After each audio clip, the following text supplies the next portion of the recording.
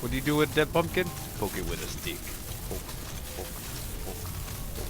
Since I'm still stuck here, I can't move, and I don't want to fight him again yet. But I will. You're gonna be done. You're gonna be just like this, but worse. I'm gonna do it 10 times faster.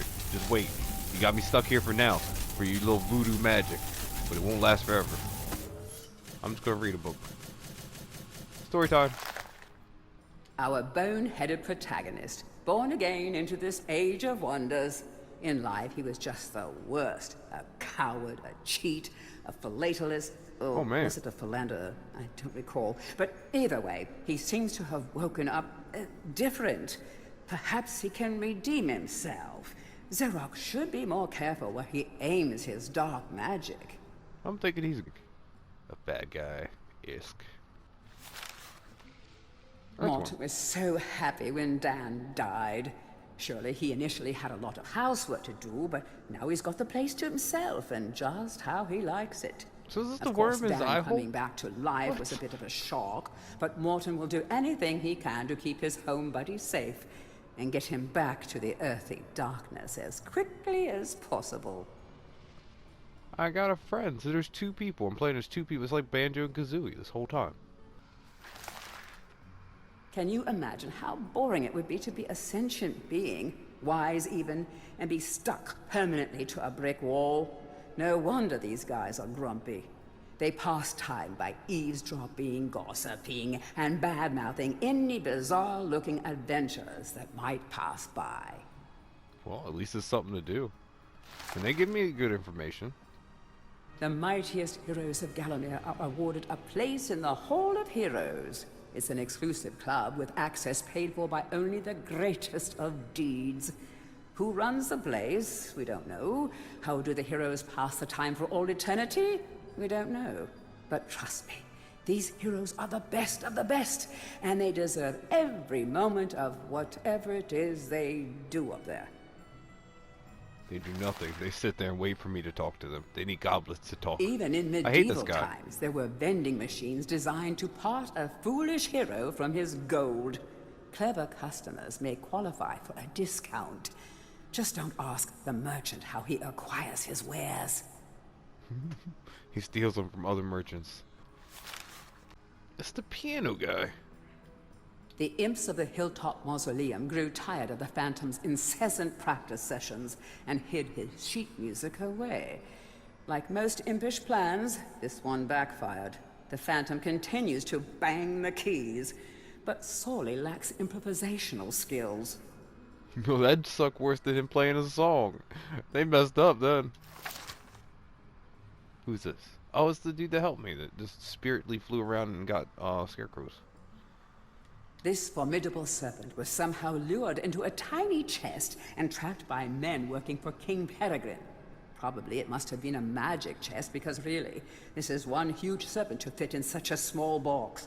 But anyhow, the king believed he had imprisoned the evil serpent of Gallowmere, when in fact it was kindly serpent Lord called Katura that he had unboxed. Katura is probably going to have a big hug for whoever sets him free, and an ever tighter one for their enemies.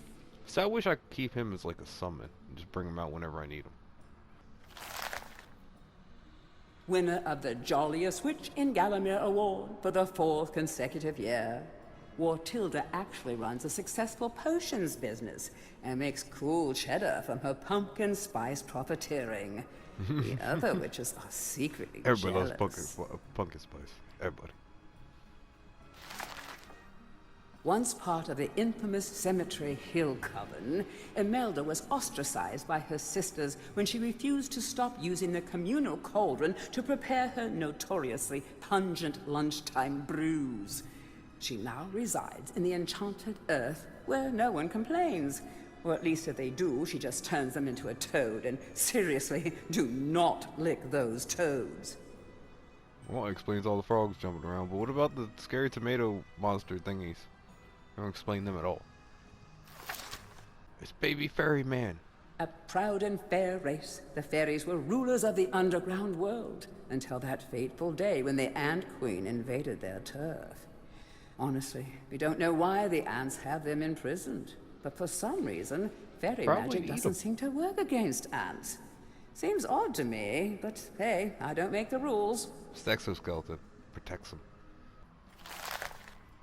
These guys were fashionably undead before it was fashionable to be undead. Your brain may have long since rotted, but that won't stop them from eating it. Just a few chops should do them in. Be careful not to miss. Oh, that would be embarrassing. That's crazy that they're just down to eat some rotten brains. This probably all shriveled up and dried up. These guardian gargoyles aren't much for conversation, and don't ask to hear their singing voice, unless you're into rock and roll. Ba-doom-tsh. That was terrible. Have you ever had one of those days where you leave the house full of breezy purpose, only to realize that you've left something really important at home? Well, that's how these guys feel all the time. They never know where their head is. Or can they see where their head is? Huh. Back in King Peregrine's day, imps were often kept as household servants. Sadly, those were cruel times, and many imps were treated very poorly by their masters. Really, it was no surprise when these cunning little creatures formed a secret alliance with Xerox.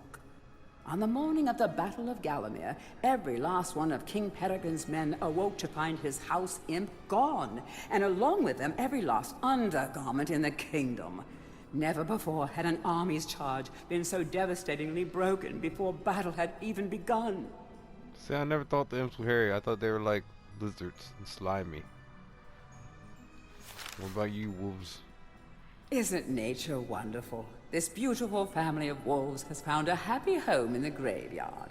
Back in their den, 6 cute, squirmy little pups are waiting for good old Mom and Pop to return with delicious, fresh meat. We try to make them feel bad now? Graveyard meat isn't the most fresh, but at least it's easily found and safe. But let me tell you, elsewhere in Gallowmere, vengeful farmers have hunted these majestic beasts to the point of extinction. Oh, thank goodness this last happy little family is here, amid the peace and tranquility of the graveyard, where absolutely no harm can befall them. Until I came around. Sorry. These straw men spin to win.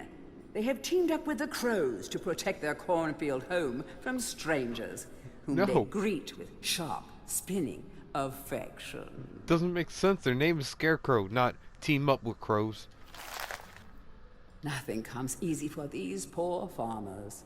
As Gallomere's population declines, so does the demand for their crops. It's no wonder they hide in haystacks.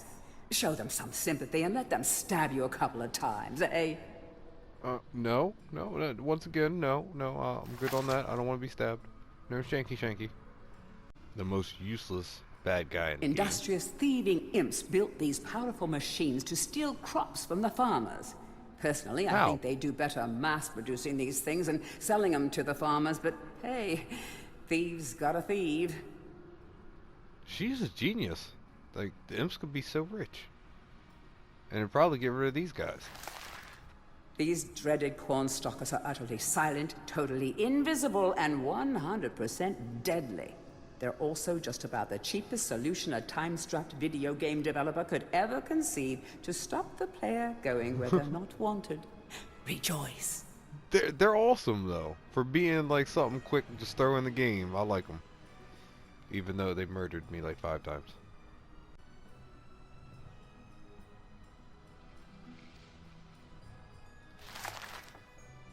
They're vampire bats.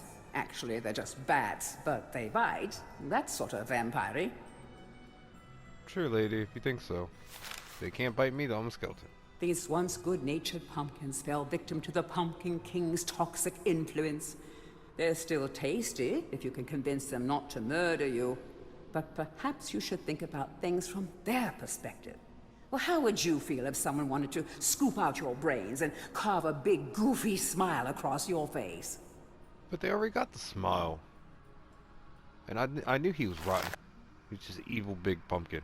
You've seen all the bubbles and stuff on him. Fresh off the vine, these baby boomers are in too much of a hurry to grow up. They can't wait to spread their pumpkin seed. All over my face. They're my worst enemy. Like, I thought they were going to be nice and just be regular pumpkins. I walk up, click, click, boom.